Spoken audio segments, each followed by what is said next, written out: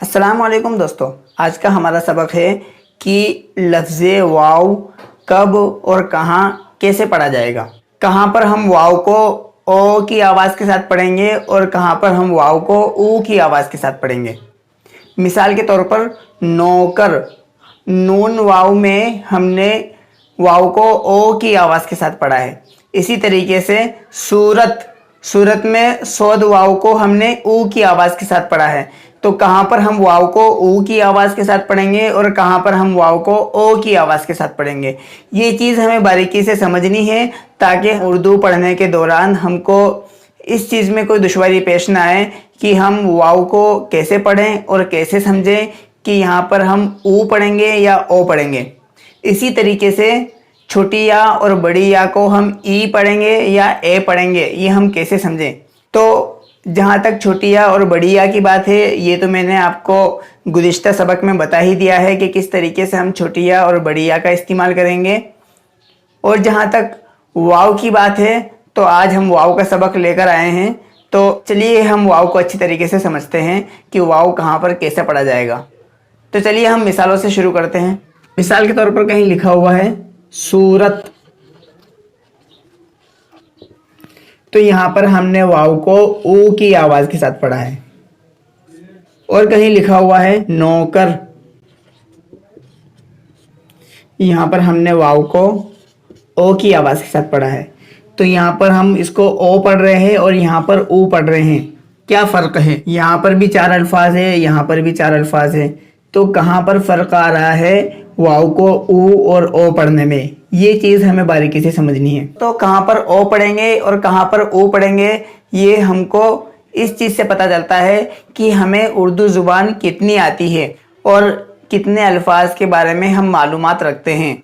जैसा कि सूरत, हमें पता है कि उर्दू ज़ुबान में सूरत नाम से लफ्ज़ इस्तेमाल होता है जिसका माना होता है शक्ल सूरत, शक्ल, चेहरा वगैरह। तो यहाँ पर हम इसको सूरत पढ़ेंगे। हमें पता है कि उर्दू ज़ुबान में सूरत नाम का कोई लफ्ज़ नहीं है, तो यहाँ पर हम सूरत नहीं पढ़ेंगे। यहाँ पर हम अपनी अक्ल का इस्तेमाल करेंगे कि यहाँ पर हमें सूरत पढ़ना है। इसी तरीके से नौकर, औरत वगैरह, औरत में आइन के बाद वाव है, इसको हम पढ़ेंगे औ रा ता, औरत। तो हम इसको औरत पढ़ेंगे। हमें पता है कि उर्दू ज़ुबान में औरत नाम से लफ्ज़ इस्तेमाल होता है आइन वाव रा ता, तो हम इसको औरत पढ़ेंगे, इसको हम औरत नहीं पढ़ेंगे। इसी तरीके से शौकत, शौकत का मतलब होता है इज़्ज़त। तो आपको पता है कि उर्दू ज़ुबान में शौकत नाम का लफ्ज़ आता है और शौकत का मतलब इज़्ज़त होता है। और आपको साथ ही में ये भी पता है कि शूकत नाम का उर्दू में कोई लफ्ज़ नहीं है। इसी तरीके से दौलत, दौलत का मतलब होता है मालदारी। आपको पता है कि उर्दू ज़ुबान में दौलत नाम का लफ्ज़ आता है और दौलत का माना मालदारी होता है। तो आप इसको कभी भी दौलत नहीं पढ़ेंगे, क्योंकि आपको साथ ही में ये भी पता है कि दौलत नाम का उर्दू में कोई लफ्ज़ नहीं आता है।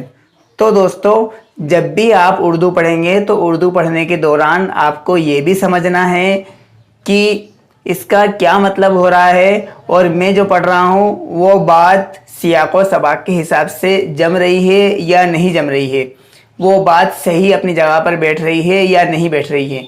इस चीज़ पर आपको ध्यान रखना है। अगर आप ये सोचकर उर्दू पढ़ेंगे तो उर्दू पढ़ने के दौरान किसी भी तरीके से कोई कमी और कोताही नहीं आएगी और आप आसानी से उर्दू पढ़ सकेंगे। तो दोस्तों, हम कुछ मिसालें ओ वाले लफ्ज़ की भी ले लेते हैं और ओ वाले लफ्ज़ की भी ले लेते हैं, ताकि आपको बात आसानी से समझ में आ जाएगी कि कहाँ पर हम ओ पढ़ेंगे और कहाँ पर हम ओ पढ़ेंगे। तो चलिए हम मिसालें शुरू करते हैं। वाव को ओ की आवाज़ में पढ़ने की मिसालें: दौड़ा, सौदा, पौधा, लौकी, कौड़ी, चौकी, दौलत, नौकर, शौकत, रोटी, बोला, खोला, मौला, मोर, चोर, होटल, मोटर, बोतल, औरत, रोज़े, मोज़े, लोटा, मोटा, पोता, गोरा, घोड़ा, जोड़ा, सोना, सोचा। वाव को ऊ की आवाज़ में पढ़ने की मिसालें: चूहा, जूता, पूरा, कूदा, टूटा, चूसा, डूबा, आलू, खालू, चूड़ी, जूती, मूली, यूसुफ, यूनुस, चूरन, सूरत, मूरत, सूरज, कानून, दस्तूर, महसूल, मामूल, मज़मून, मज़बूत, संदूक, बंदूक, मज़दूर, अंगूर, मसूर। और दोस्तों, जहाँ तक उर्दू किताबत की बात है तो मैंने आपको बा हा तक मश्क दे दी थी। अब मैं आपको बा हा से आगे मश्क देने जा रहा हूँ। तो चलिए मश्क शुरू करते हैं। अब आगे लफ्ज़ आएगा बा लाम अलिफ।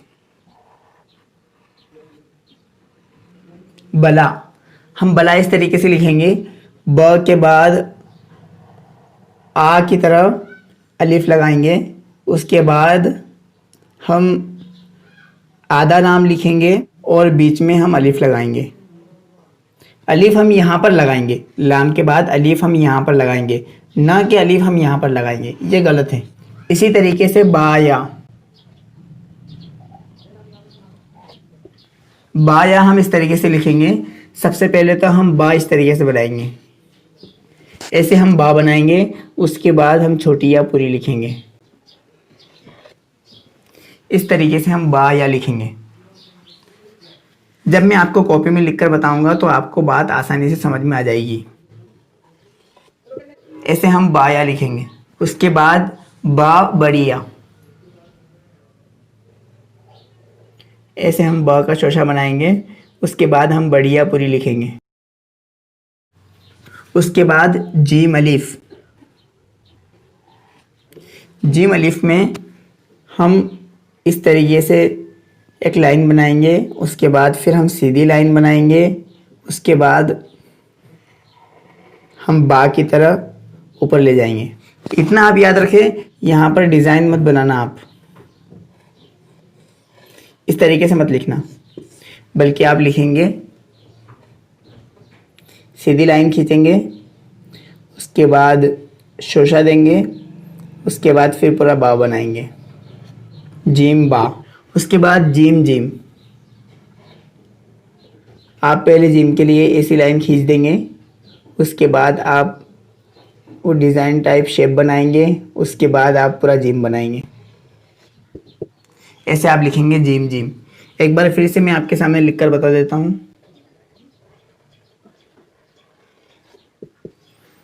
मैं कॉपी में लिखकर बताऊंगा तो आपको बात और अच्छी तरीके से समझ में आ जाएगी। तो दोस्तों, आज के लिए तो यही 6 अल्फाज पर हम इक्तिफा करते हैं, और यही चीज़ मैं आपको कॉपी में भी लिखकर बता देता हूँ ताकि आपके लिए कॉपी में लिखने में आसानी रहे।